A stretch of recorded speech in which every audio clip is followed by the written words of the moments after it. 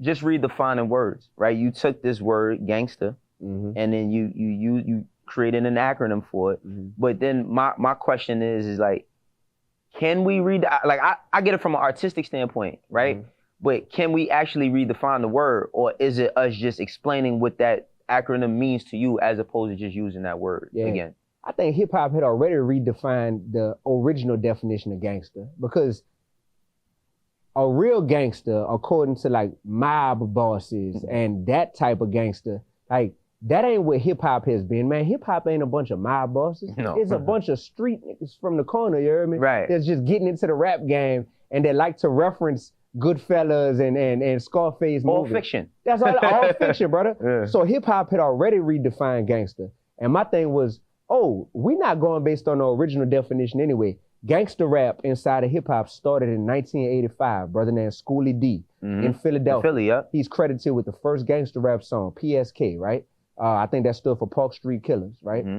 That being said, the last 40 years that hip hop has used the term gangster, I just feel like, cool, y'all had y'all time, and now y'all fumbled the bag, man. Cause look what y'all wanting to push out this rendition of gangster has done for us. It's helped to obliterate our communities. It's helped to make us aspire to be people that glorify killing each other, glorify how much we sell our dope for, what our prices is, da-da-da-da-da. So I'm just like, y'all had it for the last 40 years. Let me get it now. I'm gonna do the most gangster thing possible and come take it straight from y'all, you heard me? I'm coming on your block, taking that word and saying, we're gonna redefine it. So moving forward, being gangster is still about having an edge and a grit to you, but it's about how gangster can you be while growing and nurturing your gifts, serving the Almighty? Because that's what's gangster. I think it's harder to do what me and others are doing, going against the grain in hip hop, still being dope enough to be relevant in the conversations musically, but then telling people, man, this stuff is actually more difficult than just saying I want to fit in and I just want to play the role that the streets want me to play. It's like, no, what's gangster is trying to rebuild what has been torn down, which is the black community. Yeah. That's what's gangster. And all of them. And it's like, and like we were saying, like, you know, the more you talk about where you from and the more I talk about where I'm from, it sounds like we from the same place. Literally. You know what I'm saying? And I do really sentimize with that because, especially in today's climate, right? Music used to have balance, right? Like there was a time where, don't get me wrong, like when I was young and Doodoo Brown came on to the party, we wanted to hear that. We wanted to dance to that. But there also was a balance of what we heard outside of the party, right? Now, I was just having this conversation with my bro Charlemagne the other day, and we was talking about, I said, there's no more hip hop scenes. And he's like, what you mean? And I was like, I've been living in Atlanta for 4 years now. Where do I go to experience new artists? The new artists can't even go nowhere because they all beefing. Most of them have adapted or adopted this drill mentality where everybody feels like you can't go over there, you can't go over there. Like I remember one time, right? Like I'm an executive. I mean, I'm slowly stepping out of being an executive. Okay. But being an executive, I remember one time there was a kid that I wanted to sign, and one of my friends knew him, and he brought him to my block. And when he brought him to my block, I didn't think nothing of it. And then later on, the kid had told me, like, I got like a lot of people I grew up with beef with your block. And I'm like, well, it never was like that for me because I grew up playing basketball with everybody from your block. So it's like we never had no, like, yeah, don't get me wrong. We had our problems, right? Like we had our problems. We were fighting all of that. But it never was to the point where we're talking about or using somebody's death against them as a joke. We're not, when people died or passed away, we never really used that as a joke against somebody. It's like, it happens. That's what happens when people is dealing in the street. But you don't use that to antagonize a person. You don't push down a person's block or nothing. And I just think that like the gang stuff mixed with the drill mentality, because I've even seen how it's changed the West Coast. The West Coast always was dealing with what it was dealing with. But when drill came about, it's infiltrated Black youth all over America to the point where now, I mean, I be seeing like, you know, white kids that's drilling, that hang with the Black kids. And it's like, yo, what is going on, bro? Like, what do we have to look forward to? The difference is the major labels aren't signing those white kids who rap and who drilling, you heard me? Because they know if they sign those kids and turn them white drill rappers into mainstream heroes to the white community, now you're gonna have a generation of young white kids growing up aspiring to be like their favorite white drill rapper. And the major labels, they're smart. They like, we ain't gonna sign them, but we'll sign 20 black drill rappers. You know, and to your point, right? So one thing, and these are conversations that I had with like executives higher than me, working at labels about drill stuff. And they understand, like a lot of them, what I've seen, I don't know everybody's intention, but I've seen people sign people with like the idea of them like kind of moving on from that and becoming better as an artist. Cause they be like, damn, this person could rap. They doing this, but if they could get out of this and really learn some shit, they could be good. And does it make money? I think like the biggest misconception about drill rap is that it makes all this money. It doesn't make no money. Like they go viral for the story. The people don't be streaming their music. Gotcha. Like they don't be streaming their music, bro. Like I remember when I was working at Warner having a conversation with Craig Callman about this. We was talking about King Von. And he was like, man, that's so unfortunate.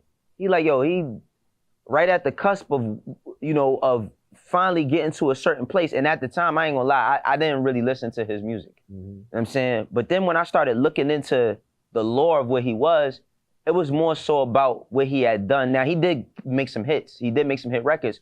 But it was more so about the story more than it was the actual artist. So now the consumer has gone from the music, the story being in the music and that being the most important part, to just the story. Like I'd rather watch an hour and a half long documentary about all the violence you've done than to actually stream your album, because they don't listen to their albums. There you go. Yo, bro, I see so many of them. You go on their documentaries, the short form stuff that people do on them, hundreds of millions of views. Their music, Spotify is the only place where you can see the metrics. Go on their Spotify, even on their YouTube, they songs, no views. Yeah. I mean, social media made it to where, as a fan, listening to a person's music is often the last step, because you're introduced to the visual of who they are, the lifestyle of what they're choosing to post and share about their world with you. All of that comes before their music even drops oftentimes, and the music is just the last step. So you're buying into an artist's persona before you're buying into their music catalog. And artists have figured out, I can monetize just my persona and just call myself a rapper, but really not care about how dope my music is or how much I even market my music. They're just like, all I'm really doing is marketing my lifestyle and my persona to people. Yeah. Because it's even, bro, it's to the point where like, and I don't want to, because there are young artists that are trying and working, you know what I mean, to be something with themselves. But my biggest problem with them is like, almost everybody has the same exact vocabulary. They got the same vocabulary. They got the same, everybody got the same watch, the same clothes, the same girls. It's like, we just watching like a loop of when one person gets replaced, whether that's, it could be something negative like them going to prison or them losing their lives, or even them just being moved out the space for the next person. And the next person is just not even a more elevated version of that last person. It's just like another person. And I feel like, I ain't gonna front, bro, like more now than ever, I feel like I'm in this long ass episode of The Twilight Zone. Yeah. Cause it's like it's like, y'all don't see this. Like y'all don't see that they have the same exact tone, verbiage, delivery, the same exact thing. It's like a machine. That's why I call it hypocritical hop, because everything about it is hypocritical. Everything. Like you look at this, nothing is new about this. We already got 20 versions of this rapper. Right. You're just the 21st version of it. And you're gonna meet the same demise that those rappers met, which is they popping for a little bit, then the streets catch up with them. Then the label says, okay, we done with them, on to the next. And now that rapper is a junkie back in the hood or trying to sell some packs or whatever. It's the same thing. And everybody is just going through the motions. And I'm just like, you gotta draw a line and say, hip hop, I still love hip hop. But hypocritical hop, which is all of this fake stuff, all this zombified behavior, hypocritical hop is a real genre now that exists. And so my thing is, we need to call it what it is, because if you're able to call out a behavior, if you got heaven, and then if you're like, well, not everybody goes to heaven, so where do they go if they're not in heaven? Oh, hell, that's what it's called. I bet. Man, sometimes I'm hot. All right, but when I'm not hot, what do you call it when I'm like shivering? Oh, they call that cold, So hip hop, we know what hip hop is. Hip hop, man, we could talk hip hop all day. Me and you, I could tell. But when it got elements of hip hop, But this ain't like hip hop because it got this whole other super toxic side. There it is. It's called hypocritical hop. Hypocritical hop. And then you got OGs versus DGs. Oh yeah, because everybody ain't an OG. So what do you call the old heads who it's like, they old, like they getting older. You getting up there, but you not an OG, brother, because we hold OGs in high regard. Right. And that's when I came up with the term, they're DGs. Yeah. Disappointing grown-ups. Disappointing grown-ups, because you talk about that, right? The OGs provide some sort of wisdom, right? And I think that also OG goes into the redefinition of the word gangster, right? Because it was original gangster. But it's like when you saying that word and then applying your acronym to it, right? Then you can have the appreciation for the OG. There you go. See, that's the lyrical part there you go. of how New Orleans give it up. There you go. You know right? Yeah, exactly. And then, I mean, of course, my enemies, I like my enemies. I'm just going through the joints that that's my BG, favorite you heard joints. that one. Yeah, Yes, I put yes, BG yes. on that one, yeah. Absolutely. I mean, I'm always happy, man, BG. I remember when I got the chance to meet him, I said something to him about young black entrepreneurs, and he was like, man, you know the joint he did with Prodigy. You know what I mean? And like I said, man, like and the respect is mutual, because it's so many people that I know or I've even met from New Orleans or Florida or even Atlanta, and they love the locks. You know what I'm saying? They love like Kiss, bro. Kiss is like beloved everywhere, bro. Like, people love Kiss everywhere. Why we do? Yeah, why do we? I mean, why do we? Excuse me. Why do we? Yeah. Why do we? There's so many songs on here, man, where, I mean, I could understand that you had a clear mission, right? But then you have things that you say that are not only personal, but informative. Like, you're not wasting none of your bars, I feel like, on this album. You're not wasting nobody's time neither. You know what I'm saying? So when you made the album, sounds very intentful, down to the artwork, because you didn't do nothing new. You went right back to the old artwork. There you go. Pen and pixel artwork. You heard me? That's inspired by the old No Limit and Cash Money album covers. Yeah. And I wanted to show all the elements, man. I wanted to show the bullet holes. I wanted to show the money. I wanted to show the foreign cars, the women, you heard me, with hardly no clothes on. I wanted people to see the guns, the bullets, see all of these elements and see me, you know, sitting in the middle of all of this, because it's just like, man, this is the definition of hypocritical hop. Yeah. Because unfortunately, we have become accustomed to glorifying all these things. Like, all these things became cool. They became fashion statements and status symbols. And we see oftentimes that that is not how anybody's real life is going to end up prospering, is if you surround yourself with all them elements. Yeah. You know, so that's why I wanted to put myself in the middle of all of it, because I'm like, once again, dog, we don't know how long we got down here. And so while I'm here, I don't want to be a person that's ducking and dodging the main issues that I feel like are holding our community back. And it's just the mindset that's holding us back. Hypocritical hop is just saying it's not a person that's our enemy. There's no human being that's our enemy, bro. There ain't no rapper that I got no beef with. I done had some issues with people publicly. None of them. I love all them people. You heard me?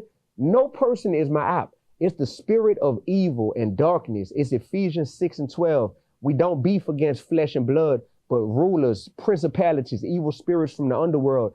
That's what we at war with. So the same dude that could go out there and kill somebody or put a gun to my head when I was in college, that same dude could be my best friend and could be a man that God is using in amazing ways. It's all about which side of him he chooses to put on display. And unfortunately, we have a reward system that's set up to incentivize black men and women specifically to showcase the worst of who we are, the most ratchet of who we are, and to be like, put that on display and you'll get famous, you'll get lit on the gram, you'll get paid, you'll get a record deal.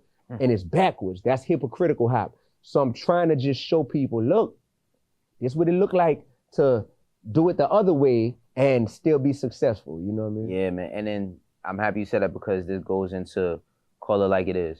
Yeah. Right, and call it like it is, and you speak on, and this is something I really wanted to talk to you about, because, man,